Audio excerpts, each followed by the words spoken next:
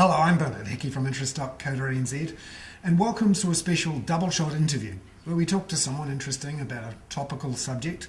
And today we've got Paul Callow. Paul, welcome into Interest.co.nz. Thank you. Paul is the energy sector lead partner at Deloitte and an expert on the electricity industry. And I thought it would be useful to talk to Paul about the electricity industry and the players in that industry ahead of the state-owned enterprise floats coming up over the next year or two. First cab off the rank looks like it'll be Mighty River Power, possibly as early as November or December. But I just wanted to dig deeper behind, for example, the power bill that everyone gets every month. We get a power bill from someone, and that's as much as we know. But can you try and explain the chain of who's doing what behind that power bill? Yep, it's probably simpler than it looks. There's the generators who basically make electricity, if you like. They're the manufacturer. There are the lines companies and transmission companies that effectively move it from where it's made to your home. And then there's the retailers who essentially buy it off the generator and sell it to you. But often the generators and the retailers are the same people, aren't they? That's right. They used to be separate up until about 1998. And then there was a deregulation of the industry, and the retail companies were actually bought by the generators. So the generators make it, they move it over the network that's owned by somebody else, and then they own the retail company that sells it to you. So the power bill you get is actually going to be directly from the companies that are going to be floated if you're a customer of Genesis, Meridian or Mighty River Power. So Mighty River Power will be one of the first off the blocks. Could you explain a bit about where it generates its power, a little bit about its history and what brands it has that people might understand? Yep, it's got a number of brands. The main brand is Mercury Energy. It's got Tiny Mighty River Power, which is another retail brand. In terms of the assets it owns the Waikato River generation chain. So what it's got is a series of generation plants that are along the river that runs out of Lake Taupo along the Waikato River. So this is Karapira, Arapuni, those sorts of ones. Yep, and effectively they manage the flow of water down that river and generate electricity from it. They also have some geothermal plants, and they have a small thermal plant south down near Auckland. And so they've really pushed into geothermal in the last few years, haven't they? They have. They've made a lot of investment in geothermal in New Zealand, and they're also looking at geothermal investments offshore. So what are the sorts of things that would influence its profits and its ability to pay dividends? Things that influence its profits are the wholesale price of power. Now, that's probably not as simple as it sounds. The wholesale price is set by a bid and offer process. So all of the generators, including Mighty River, offer their power at a certain price based on what it costs them to make. And then that power is then bought from the market by the retailers and then on-sold. So it's that wholesale price of power and the cost structure that sits behind it in the generators that mostly drives the cost of what you pay. So what are the factors moving the wholesale price up and down for those generators? One of the biggest factors in terms of wholesale price in New Zealand is actually what we call hydrology. A lot of our electricity is generated from hydro lakes in the South Island, and when the weather gets very dry, when we have a long period without any rain, the cost of power, they basically offer their power in at a much higher price because water's very scarce, and that drives the price of wholesale power up. When it's very wet, they've got a lot of water, they just got to push it through the dams and they'll sell it for whatever they can get for it, and that pulls power prices back down. The key thing with the market, though, is everybody gets paid the same price. So whatever that marginal price is, all the generators who generate at that particular point in time get paid that price. So let's say we have a very wet summer, like the one we've just had. Who benefits from that and who doesn't? Well, funnily enough, we've actually just had a very dry summer, believe it or not, particularly in the South Island. The South Island, right. And the South Island is where a lot of the hydro generation is. And so what's happened, those lake levels have been very low, and so the price at which those generators are prepared to generate has risen quite considerably. And what's happened is a lot of the thermal generators in the North Island have had to make up the difference with high-cost gas generation. So power prices in the wholesale market have actually been very high for the past few months. And that's benefited who in particular? It benefited the thermal generators. When lake levels are low, the prices are high, but the hydro generators haven't got any water to generate power with, so they tend to get hurt. The thermal generators run their plant very hard and power prices are very high, so they generate a lot at a high price. So they tend to do better in dry years. So if you're an investor in, let's say, Mighty River Power, you want to care about what's happening with the lake levels, in particularly Lake Taupo, and all the hydrology, the amount of rain in the North Island. Also keep an eye on what's happening with the rain and the lake levels in the South Island.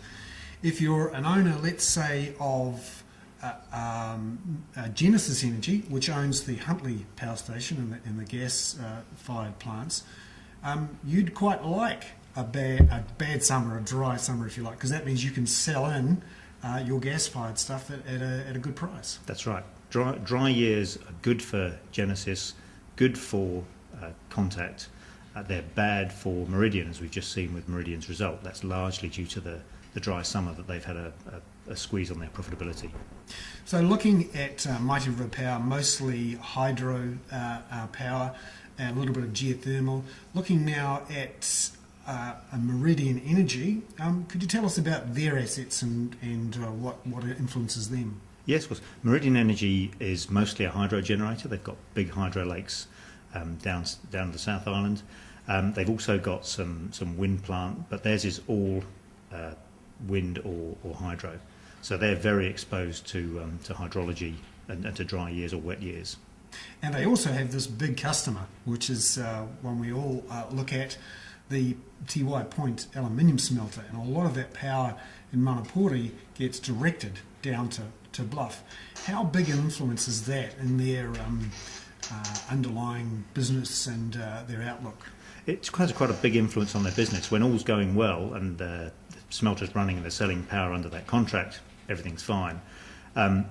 If lake levels drop and they end up short of water, then they've got a problem because they don't actually have the ability to generate and fulfil their obligations under that contract. And typically what happens is the smelter has to kind of back off production, and we saw a big dispute between Meridian and the smelter some years ago when exactly that happened. Does that mean Meridian has to go into the market and buy power off its rivals to supply? It does, not just for the smelter, but also for all of its retail customers. Because the generators also own a retail base, they have an obligation to supply those customers, and if they can't generate themselves for whatever reason, they have to buy from the spot market, so buy from the wholesale market, and then sell power to those customers. So they might have to buy, and typically in a dry year, a hydro generator has to buy at quite a high price from the spot market and sell at a fixed price to its customers based on the tariffs that you and I have on our bills at home. Just looking at a couple of big trends in the power industry for demand and supply in the last few years. Firstly, demand. So demand from households and businesses for power. We seem to have seen a big shift in the growth rates. So previously we've been growing at a reasonably steady rate, seemed to be on a one-way track. But in the last 3 to 4 years of the recession, it seems to have flattened off a bit. Could you tell us a bit more about that outlook for power demand and what's changed there? It's been, you're absolutely right, demand has been very flat in the past 4 or 5 years as a result of the GFC and the subsequent recession, and it hasn't really recovered. The interesting thing that's happened alongside that is a lot of the plants that generators committed to build before the GFC have been being built and coming on stream. So what you've had is an imbalance in supply and demand. Demand has been very flat, and a lot of new plants come on, creating an overhang of supply. So you've got a lot more generation than you need at the moment, and we need a period of demand growth to kind of soak up that extra generation, and that's causing a few headaches for the generators. Dumb question from someone who pays his power bill every month. If we've had flat demand, but this new supply coming onto the market, why hasn't my power bill gone down? Because we've had a very dry year that's kind of made a difference, and what's happened is that very dry year has meant that despite there being a lot of new plant, there hasn't been a lot of generation capacity, if you see what I mean. What that means is, a hydro dam could have 200 megawatts capacity, but if it's got no water in it, you can't generate anything. So we've had a lot of new capacity coming onto the market, but the capacity we already had, the hydro, has not been able to generate. So that's kind of saved the day a little bit. Yes, so what this means though, if you're a potential investor in the likes of Mighty River Power, Meridian Energy, and Genesis Energy, is that you sort of have to care a lot about the rain. You do. And you have to care a lot about what's happening with underlying demand for power over the next few years in New Zealand. Could you tell us how, for example, global warming and potentially changes in the way New Zealanders use appliances, electric cars, what's the sort of outlook for both demand and some of those factors affecting supply might be? Demand is notoriously difficult to predict, but there are a number of factors that might influence it. For example, as the countries become more wealthy and affluent, they tend to buy more electrical goods, but those goods are becoming more efficient over time. People are using heat pumps rather than electric bar heaters, and it's very difficult to determine where that balance will be and where that might end up. So it's actually a very difficult time for generators to be making calls around investment, particularly looking long term. And there are now rumours about the smelter potentially shutting down. That'll take a big chunk of demand out of the market, so it's a really difficult environment to on predict that smelter demand. issue, I understood Manapuri was built specifically for the smelter and vice versa. Could you easily switch the power over the hill, if you like, into the national grid if Tiwai Point was to shut down? Oh, very easily you could do exactly that, but the thing I was talking about before, where you have a demand-supply imbalance, if you take away a big chunk of demand, that imbalance gets worse. So you have even more demand and supply than you do have, supply than you have demand.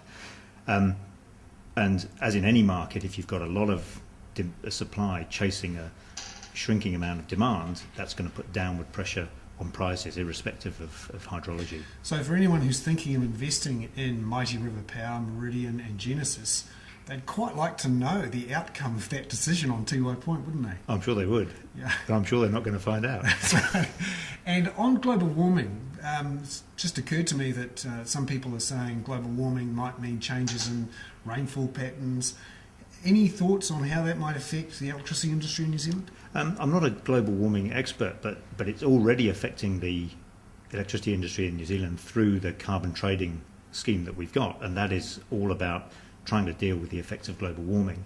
So right now, today, thermal generators are faced with a cost of carbon for the carbon that they emit from the generation operations. So it's already affecting the industry here. There's already a cost to global warming that generators face. But that's been dropping, isn't it, the carbon costs? It has, but it's another area of risk for generators. What's it going to be? Is it going to stay at $5 or $6 where it is now? Is it going to fall to zero, or is it going to go up to $20, $30, $40, $50? And again, we don't know. Excellent. Thank you very much, Paul Callow, for coming in to interest.co.nz. Paul is Deloitte's energy sector lead partner and talking there about some of the drivers for demand and supply in the electricity industry, and for those people thinking about the Mighty River Power, Meridian Energy and Genesis Energy floats. Obviously some risk factors there to think about. I'm Bernard Hickey for interest.co.nz.